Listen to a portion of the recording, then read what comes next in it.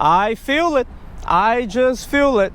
Today is going to be one of those days, you know. We're going to get this video started with a little EPF rant. That's right. This is one of those mark videos, and in case you missed it, I am going to link that video above, all right?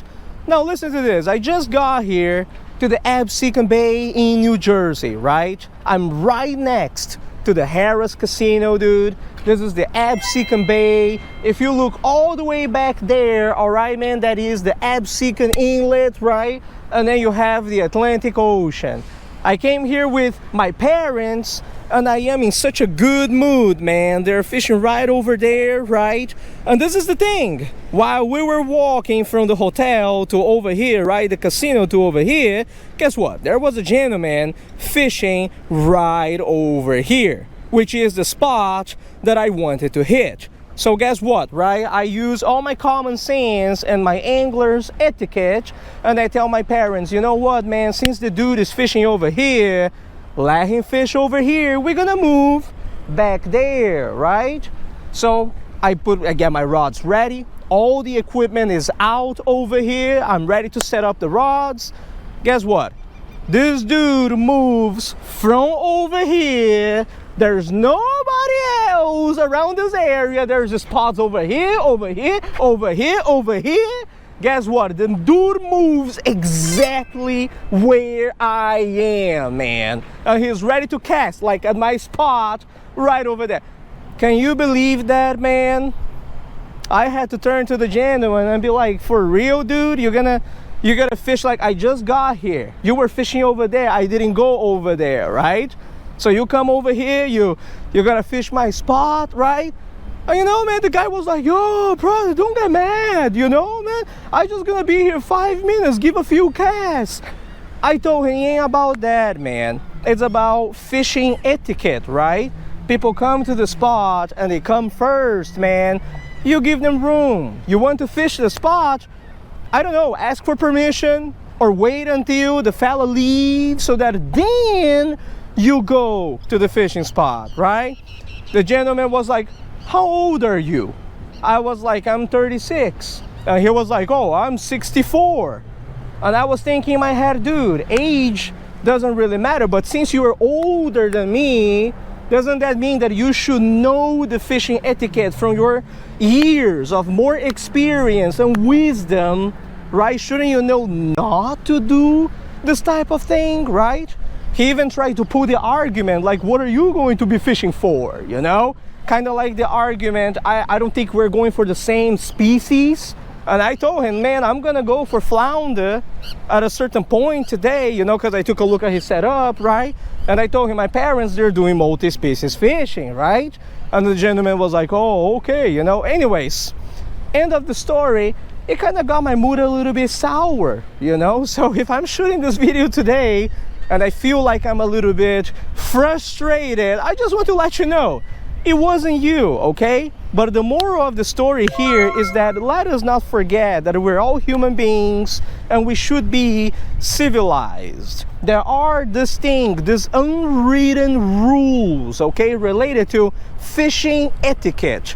And one of the primary rules of fishing etiquette, unwritten rules, common sense, is that when you go to a fishing spot and there's someone fishing over there, give them a space, man. Go somewhere else, go a little bit to the left, a little bit to the right, not on top of the person where you are going to cast your line on top of that person's line. That, my friends, is not good fishing etiquette, okay? So I'm starting this video with a little story, moral of the story, lesson of the day. If you watch the videos here on YouTube, please do not be like that gentleman, regardless of your age, your race, your ethnicity, okay, education, don't matter. Please do not be like that. Okay, now let's get this video started. All right. Now that I got that out of my heart, you know, hey, you know what? This kind of stuff is like therapy, man. Without a therapist, you know? I can just tell you a story through the screen and I feel so much better when it comes to it. I kind of feel less frustrated, less anger now, you know. So let's get this video started, yeah? If you watched that Cool River video, Leo, put the photo on the screen and link the video above, all right? If you watched that video where I use night crawlers to fish for whatever bites on the Cool River, I'm just letting you know this video is going to be the exact opposite of that, 180, okay? In that video we were fishing fresh water. In this video we're going to do salt water fishing. In that video we used night crawlers and we were going for whatever bites. In this video we have a blacklist and we're going to be targeting very specific species of fish. So today I am going to be testing my life listing skills here at the Absecon Bay, and look, this is our target species list for today. I know that my writing isn't exactly great, my calligraphy, so Leo, put the list over here on the screen for them folks at home, okay? We're going to be targeting 1, 2, 3, 4, 5 very distinct and different species, which is going to require a different range of skills and baits / lures, okay? How many of these species will we be able to add to 2025? Remember that number that I put on top of each video? How many of these species will we be able to add to it by the end of this video, huh? Place your bets, comment below if you want, and stay tuned because the Slay Fest, boys and girls, it shall begin right now. Boy, oh boy, haven't even started to catch my species yet. My dad already caught something over here. Nossa, rapaz! I thought it was a fish, man. My dad got a horseshoe crab, dude. Yo, when the crab is very active, it's walking down there. Well, that is definitely not on my list of things to catch for today, okay? Oh, and the hook is still hooked on its tail. So, okay, wait a moment, little buddy. Wait a moment. Let me unhook this fella over here. Oh man, he got hooked in the in the back, bro. So for those who don't know, this is a horseshoe crab, ancient creature, okay? This one right over here, and we are going to release it soon enough, all right? I don't know if my parents want to take a photo of it first, but all right, let me put him on the ground first. Jeez Louise, of all the things to catch. My father said, son, can you release this horseshoe crab over here? Otherwise, he's gonna come back on my hook again. I was like, no problem, Dad. Did you know that their blood is actually blue? All right, little fella, go back where you belong. Oh, don't worry. That one is going to be fine 100%, okay? And I was actually quite glad that the hook was actually hooked and it's right next to its tail instead of its mouth, because oh, I would not want that fella to have trouble eating in the future, you know. So yeah, all right, I'm fishing. I don't know if I mentioned this at the beginning of the video. I am going to be fishing with my parents out here at the bay, okay? So I have my little blacklist over here, and as you folks can see, horseshoe crab was not on there. You see this right over here? This is not magic at all. We got a little 3/8 of an ounce Nako tungsten jig, and as always, I always leave all the gear setup that I'm using in the description of the video, right? 2 size 18 Daiichi hooks with pieces of shrimp, okay? I'm getting started with the easier targets on my list, and this is the bait of the day. Look at that, man. I got these shrimp at Acme. 2 pounds bag, $10, cheaper than the night crawlers that I was actually using on that Cool River video, because I only brought like 1/4 of the bag over here. So I'm really hoping that soon, very soon, we're going to land like a cunner This is the species that I'm going after right now, aka the Tautogolabrus aspersus. Oh yeah, got a hit already. Tiny hit, and oh man, that is not a Bergal, but that is one of the species in our target list. So what I caught over here is a little black sea bass, the Centropristis striata. And wow, I caught this little guy. I think my dad caught something over here. Oh no, he said it's grass, dude. We don't want no grass. So yeah, we got a little black sea bass. Let me take a photo for you folks over here real quick. Man, look how beautiful, huh, and unique this little fella is. Came off the hook right away. All right, let's take a photo here.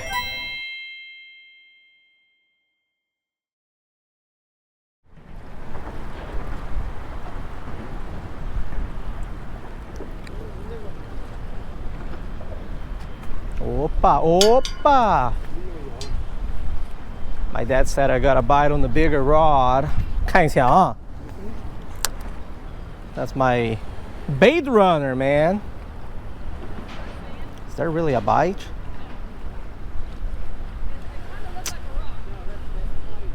Oh, maybe crabs or something. Oh yeah, it's a fish. It's a fish. It's a fish, boy. Is it one new one for 2025? Dude, is that a tautog? Tautog on the shrimp. Look at that. It's not a keeper either. It's two, but it's one. But it's a species for today though. Look at that. Hey, little tautog. My mom's filming with her phone too. Circle hook side of the mouth on the shrimp. Yeah, all right, we're gonna make this count, right? Look at that, dude. Side of the mouth, very close. Definitely swiped on the shrimp. Wasn't just passing by, you know what I mean? Yeah, we're gonna count this one. Tautog. That's another species for today. That one is not a keeper, okay? So we're going to take a few photos and we're going to release it. I don't know, folks. I don't know. I have a pretty strict policy when it comes to adding catches to my count, you know, be it a lifer or the count for 2025, and that is that the hook has to be on your inside of the mouth, okay? So this little fella right here, it was kind of like a little bit on the outside if you saw it in the video. I am not going to add it, okay? But regardless, let's talk a little bit about the tautog, aka the Tautogga onitis. Fading ignorance over here is not that at all, okay? This fish has a lot of power, a lot of energy, and I'm going to show you here real quick how big this one is. This one is 10 and a little bit, and in the state of New Jersey it has to be 15 inches for a keeper, okay? So we're releasing that one. We're not adding it to the species count for 2025, not quite yet, but hey, we may catch another one before the end of the day. Goodness gracious, let's roll the camera to my dad over here. What does he have? That can't be just grass, son. Oh, it's a flounder. Dude, nice flounder. 等一下，我用线追。等一下，我用线追。Oh my Lanta, this may be a keeper. Holy smokes. This may be a keeper. Like, oh, calma. We're gonna measure this one. This may be a keeper. Oh my. Nossa. Bravo, rapaz. Yo, this flounder just gave me a shower over here. I released my tautog, and when I was shooting the video, I kind of heard, you know, my father fighting something pretty decent, right? Dude, our first summer flounder keeper of the season, all on Papa EPF over here, Shaolin hook setter right over here. Look at the size of this fella. It has to be 18 inches, okay, for the state of New Jersey. 18 inches. Let me show you. On the Euro tackle trophy ruler. Oh, well, this guy is gonna be dinner regardless. and I wet the floor over here, but his is still pissed. Oh, I would be too. You're gonna be good dinner, my friend. Look at that. 19.75, man. Whew, 19 and a half. 19 and a half. Keeper Summer Flounder over here, okay? Look at that, dude. Not mine. My dad's, okay? That is what's up, dude.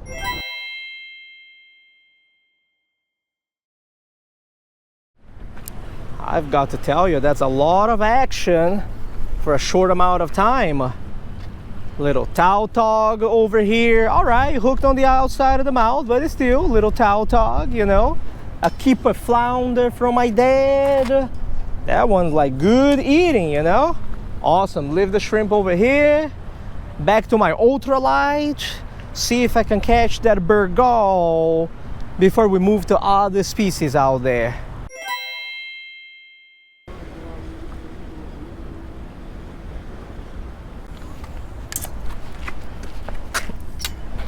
This one got a hit. Nice hit too. 没杀上，刚才咬的厉害这个。It's on. It's on. It's on, boy. It's on. Oh, it's a flounder. Tinier than my dad's, but. Oh, easy, easy now. I put it in the bucket. Ay. First flounder of the day came on the shrimp. What are we doing here? Playing dad and son? My dad catches the bigger one. I catch the smaller one. Is that how it is? No, this one's not a keeper. This one's going back in the sea. But for now, let's take a photo over here. All right, this one, I'm not even going to measure because it is definitely not a keeper. Okay, 15-incher tops. That one right over there. And oh, I forgot to film the release, man. I threw the fish back and went to wash my hands, but yeah, as you folks can see, it's not floating or anything. Okay, it's swam away just fine. So Leo, put the list on the screen, man. That's another species for today that will be crossed out for the year of 2025. Okay, got my Van Stahl titanium pliers over here that I took my hook out. Man, on the shrimp. Didn't even tie the gulp today yet, you know, trying to catch some of the species on the list right in front over here. On the shrimp.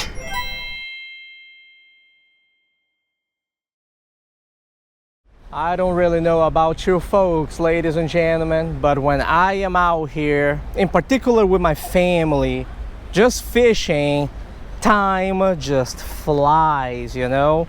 I came here with my family today like around 12 p.m. Just to show you, okay, look at this, man. It is 5:14 p.m. right now. We caught a few fish here and there. Leo, put the numbers on the screen, man. 2 out of 5. You know, well, technically 2.5 out of 5, right? Because that tautog, man. That tautog was hooked in a pretty sketchy way, you feel me? But now we're not going to count that. So 2 out of 5 on a regular day, I would kind of tell you, oh man, that wasn't like the perfect day, you know? It's not an entire bust because we came out here and we didn't get skunked. We added 2 species to the 2025 species list, right?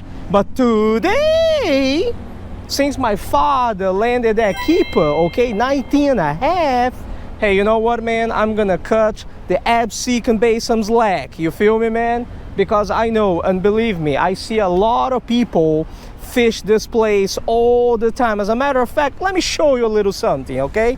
We got like 4 or 5 anglers fishing for a fluke right over there, bro. And a few more behind the camera by the bridge. You see that, man? And you would be surprised how hard it is nowadays over here for you to actually catch like a decent keeper, right? Don't even talk like fluke and stuff like that, like the gulp mullets, right? Oh, shrimp, son. You know what I mean? Like, there are a few things that you didn't really get to see in today's video, I'll give you that. My Shimano Tunus had a huge run on a full piece of shrimp, and I wasn't really able to hook that fish. I also went to the front side over here of the bay when the water was running really fast, and I tried for the hickory shad, right? The Alosa mediocris, which was another species on the list, and I ended up not catching a single one. But yeah, it was a kind of ups and downs type of day, right? Anyways, this is the first saltwater episode on the channel of this year. Only the first one, fellas. There's going to be many more to go with a bunch of different species, so stay tuned, okay? I hope you enjoyed this episode. It is time to go get something to eat with my parents. I'll see you all next time. Tie lines and take it easy.